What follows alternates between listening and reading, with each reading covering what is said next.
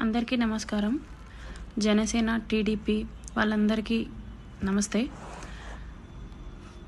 మీరందరూ అంటున్నారు వైసీపీ వాళ్ళు ఏదో ప్రలోభ పెట్టి నన్ను ఇలా పంపించి హనీ స్కామ్లు ఇవన్నీ అంటున్నారు. కానీ నన్ను ఎవ్వరూ ఎటువంటి ప్రోవోక్ చేసి పంపించలేదు. ఇది నిజంగా నాకు జరిగిన అన్యాయమే. నన్ను వైసీపీ అనే ముందు శ్రీధర్ గారు డైరెక్ట్ ఎమ్మెల్యే కాదు, అతను ముఖవారిపల్లి సర్పంచ్ వైసీపీ పార్టీ నుంచి 3 years సర్పంచ్గా చేసి రిజైన్ చేసి ఇప్పటికీ అతనే సర్పంచ్, ఉప సర్పంచ్ గారి చేతిలో ఉంది. ఇతను సర్పంచ్ వైసీపీ పార్టీ నుంచి.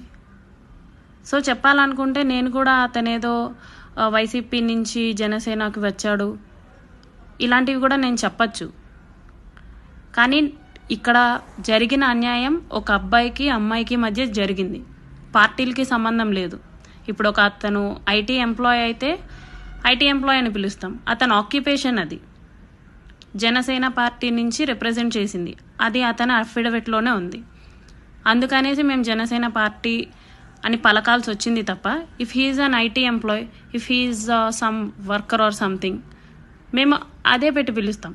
ఇప్పుడు వీణా అంటే రైల్వే కోడూరులో పనిచేసే అమ్మాయి గ్రామ పంచాయతీ ఆఫీస్లో. నేను కూడా పంచాయతీ ఆఫీస్ తరపు నుంచే కదా, మా మినిస్టర్ కూడా పవన్ కళ్యాణ్ గారే కదా.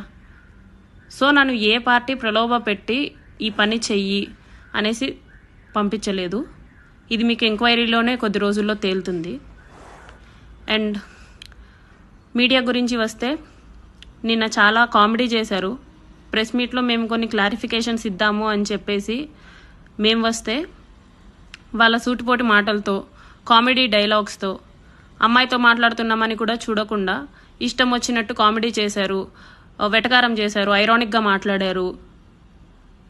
నాకు మీడియా ప్రెస్ ఇదంతా చాలా కొత్త.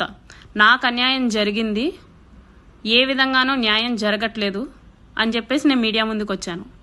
దీంట్లో మీరంతా డిస్క్రిమినేట్ చేయడానికి లేదు కాబట్టి నేను దీని మీద ఒక క్లారిటీ ఇవ్వడానికి నేను ఇప్పుడు మాట్లాడుతున్నాను.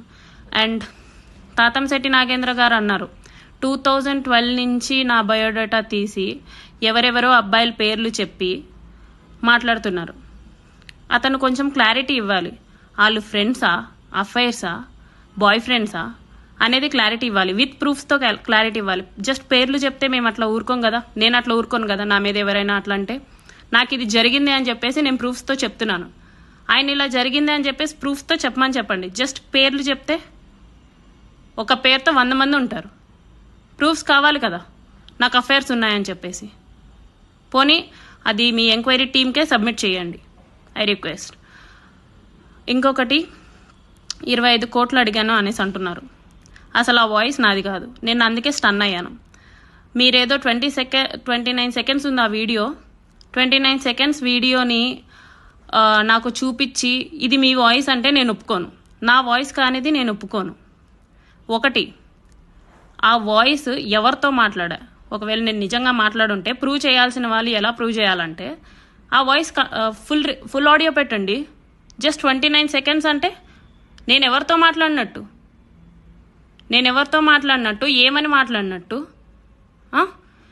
నేను ఇప్పుడు తాతంశెట్టి నాగేంద్ర గారిది ఫుల్ ఆడియో పెట్టాను, మీరు కూడా అలా పెట్టే ధైర్యం చేయండి. అలా ధైర్యం చేయకపోతే ఇలాంటి చీప్ ట్రిక్స్ ప్లే చేయకండి.